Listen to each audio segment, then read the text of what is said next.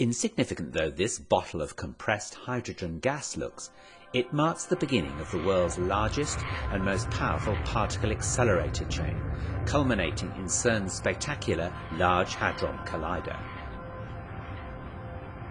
Hydrogen atoms from this gas cylinder are fed at a precisely controlled rate into the source chamber of a linear accelerator, CERN's LINAC-2, where their electrons are stripped off to leave hydrogen nuclei. These are protons and have a positive charge, enabling them to be accelerated by an electric field. Their journey to eventually take part in ultra-high energy collisions similar to those following the Big Bang can now begin. This initial acceleration has caused LINAC-2 to be likened to the lumbering first stage of a huge rocket. By the time this packet of protons leaves LINAC-2, it'll be travelling at 1/3 the speed of light. It's about to enter the booster, stage 2 of the rocket if you will. In order to maximise the intensity of the beam, the packet is divided up into 4, one for each of the booster's rings. Straight acceleration is now impractical, and the booster is circular, 157 metres in circumference. In order to accelerate the packets, they are repeatedly circulated, and the electric field is now pulsed, in the same way that you push a child on a swing each time they reach a certain point. Magnets exert a force on the passing protons at right angles to their direction of motion, and so powerful electromagnets are used to bend the beam of protons round the circle. The booster accelerates the protons up to 91.6% of the speed of light and squeezes them closer together. Recombining the packet from the 4 rings, it's then flung on into the proton synchrotron, by analogy stage 3 of our rocket. Let's just follow 2 such proton packets. The proton synchrotron is 628 metres in circumference, and they circulate for 1.2 seconds, reaching over 99.9% of the velocity of light. It's here that the point of transition is reached, a point where the energy added to the protons by the pulsating electric field cannot translate into increased velocity, as they're already approaching the limiting speed of light.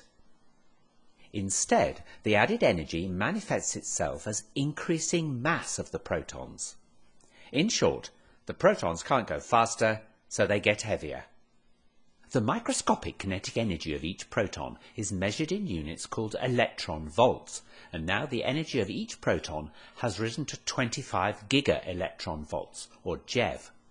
The protons are now 25 times heavier than they are at rest. The packets of protons are now channeled into stage 4, the superproton synchrotron, a huge ring 7 kilometers in circumference, designed specifically to accept protons at this energy and increase it to 450 GeV.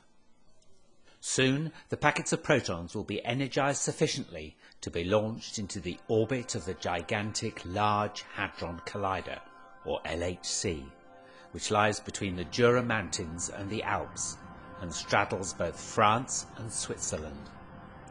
Lying deep underground, it has a circumference of 27 kilometers.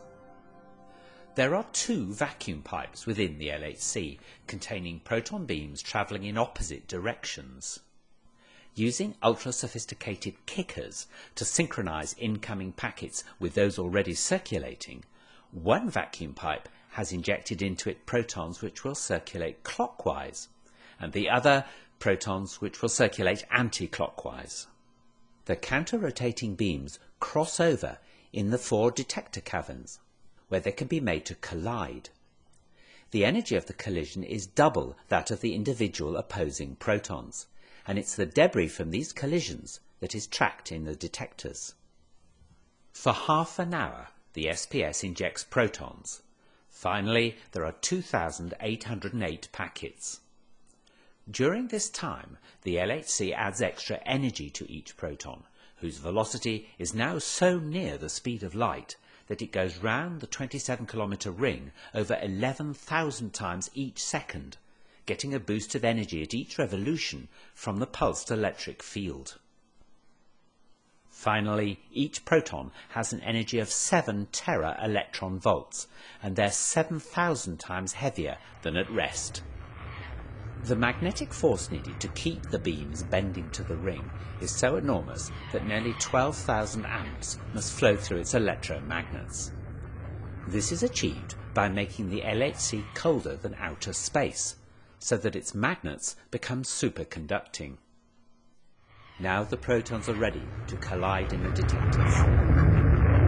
A steering magnet finally brings them onto a collision course. The total energy of 2 protons colliding in the LHC is 14 tera-electron volts and reproduces similar states to moments after the Big Bang. Particle tracks from these collisions will be analysed by computers connected to the detectors, and it's hoped these tracks will give a new insight into the very birth of our universe, how our universe has evolved, what governs its behaviour today, and where it's going in the future.